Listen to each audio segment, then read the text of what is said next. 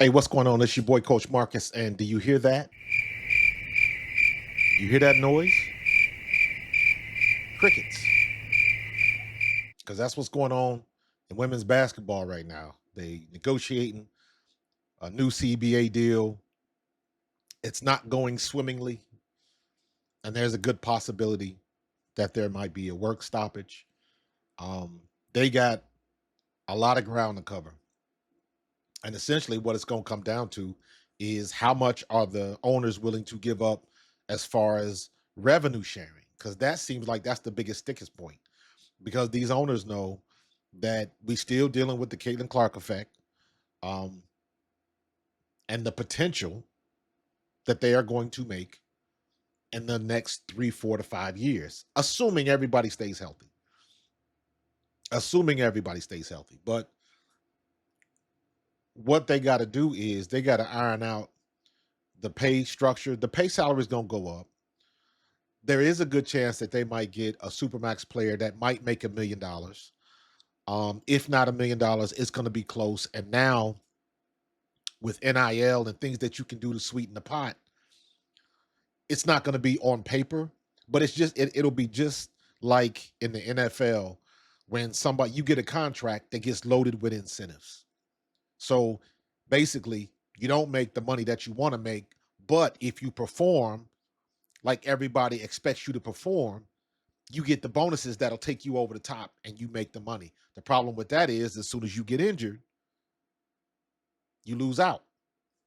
So there's some give and take that's gotta happen in this negotiation. You know, there's stuff going on with Kathy Engelbert. Don't nobody like her no more. But I don't think Fee Collier has done the Players Association any favors either, because she came out and said what she said about Kathy Engelbert, saying what she said about Caitlin Clark, which sounded weird anyways.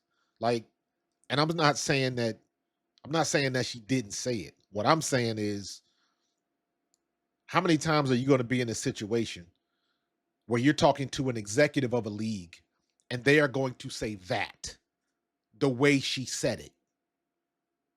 So, in my opinion, is one or two things that happen.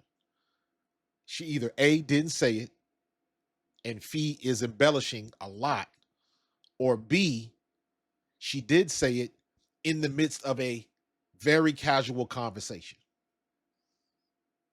And maybe she said it in jest, or maybe she said it because in the context of that particular conversation that she was having with Fee Collier, wherever they were, she never expected her to go back and blab it out to the world.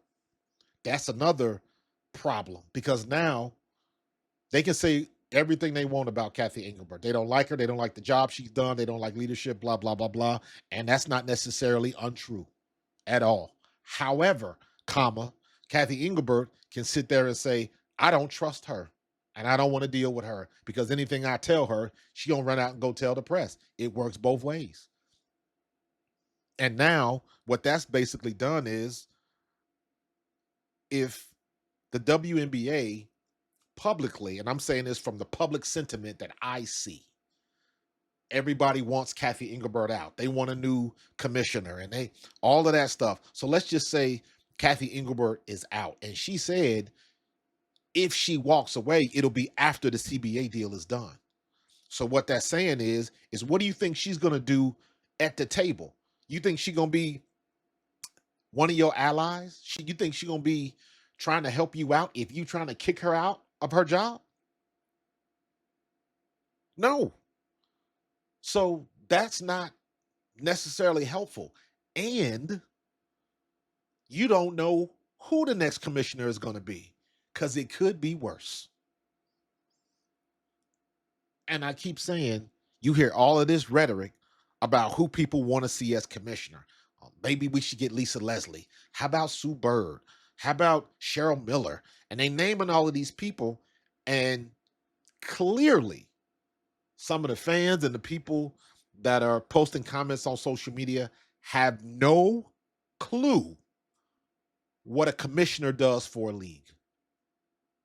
The commissioner of the NBA, the commissioner of the NFL, MLB, WNBA, they work for the owners. They do not work for the players. They work with the players. And I'm not saying that like y'all equal partners or you working two people in the same company. It doesn't work that way. They have to do business with the players. But ultimately, the commissioner is the mouthpiece for the owners. We want to do this, we want to do that. This is what the owners want to do. The Players Association gets together and we hash it out. That's where the negotiation comes in. Where the players say they want $1 million a year. Where the owners say they can't pay it. Where the players say, well, can you give us 850 and 20% revenue sharing? Where the owners say, no, we can't give you 850, but we can give you 6 and we can bump your revenue sharing up to 15.3%. Like, I'm making stuff up, but that's how it goes. It's back and forth. This is what we want.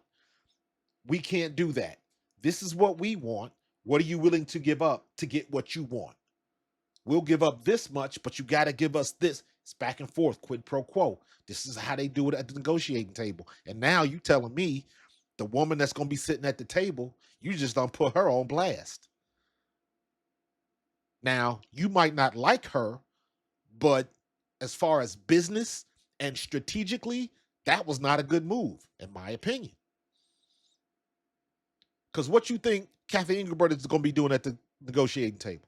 She's going to be giving y'all the middle finger on the way out the door. So that doesn't necessarily hurt you. And here's another thing. Now, this might tilt the scales in favor of the players. Now you got another league popping up, Project B, the live golf of women's basketball. You got Saudi money and their limitless pockets trying to put together a league. And if you don't think they're gunning after Caitlin Clark and a couple of others, you are sadly mistaken.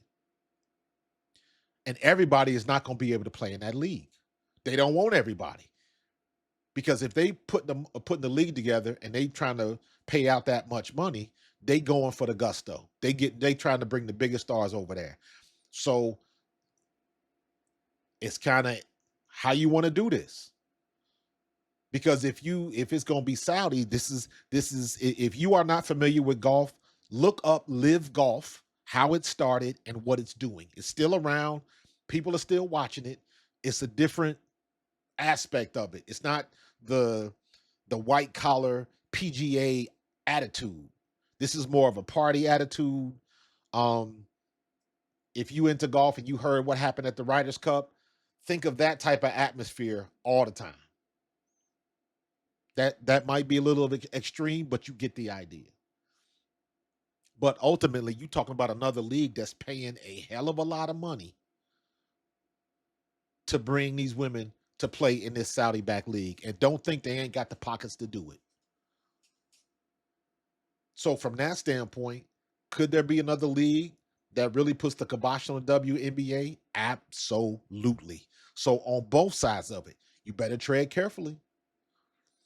If you want the WNBA to continue, because guess what? It's going to be some people that maybe they don't want to go to Saudi. The state of the world right now, do you really want to be out of the country? You never know how that's going to go. We see what happened with Brittany Griner a couple years ago. Don't nobody want to, you don't wish that on your worst enemy. And you going over there and you got to deal with that because you want to play basketball. And don't think that there's not some evil people in the world that will go to that level. So those are some things that they have to think about. And all of this is coming up with this negotiation that they're doing, because I'm seeing on social media, everybody's putting up these the content that they doing. There's not really much going on until this CBA. I saw some stuff about Kelsey Mitchell not going back to Indiana. I saw the stuff about Jackie Young possibly going to Indiana, like all the stuff like that. But all of that, it doesn't matter if they're not playing. So all of these speculations and all of this kind of stuff, nobody is going to sign anybody until the CBA is done. Period. It makes no sense for a team or organization to do so. It makes no sense. So all of this rhetoric they putting out is all nonsense. It's all clickbait. No team's gonna sign anybody with a CBA unstructured, undone. Then you got unrivaled and the problems that bring. You got that coming back. Conflict of interest. So there's a lot of stuff on the table. Um, and there is a lot of problems that really need to be solved. So I don't see anybody signing, re-signing, getting traded. I don't see none of that until this CBA is done and agreed upon. And they got a lot of work to do. And really, if you think about it, not a lot of time. So I'm gearing up, getting ready for this college women's season to get started because there's a lot of excitement for that.